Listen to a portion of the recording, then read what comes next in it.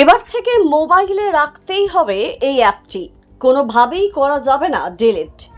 বিভিন্ন মোবাইল প্রস্তুতকারক সংস্থাকে জানিয়ে দিল কেন্দ্র। কি এই অ্যাপ?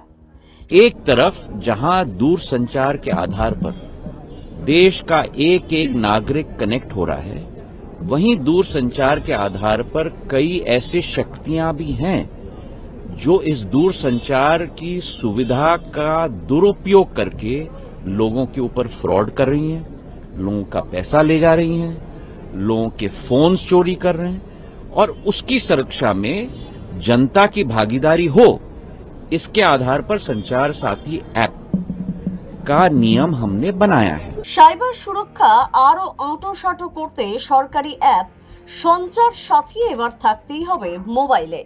এমনটাই অ্যাপেল, স্যামসাং, ভিভো, শাওমি সহ বাজার চলতি সমস্ত মোবাইল প্রস্তুতকারক সংস্থা জানিয়ে দিয়েছে কেন্দ্র। এর জন্য সংস্থাগুলিকে 90 দিন সময় দেওয়া হয়েছে। সাইবার অপরাধীদের থেকে তো বটেই, হারানো মোবাইল খুঁজে বের করার জন্য টেলি মন্ত্রকের এই অ্যাপটি অত্যন্ত কার্যকরী বলে মনে করে কেন্দ্র। যদিও সরকারিভাবে এখনো কিছু প্রকাশ্যে আনা হয়নি, তবে মোবাইল প্রস্তুতকারক সংস্থাগুলি ইতিমধ্যেই সরকারের তরফ থেকে এই বার্তা পেয়েছে।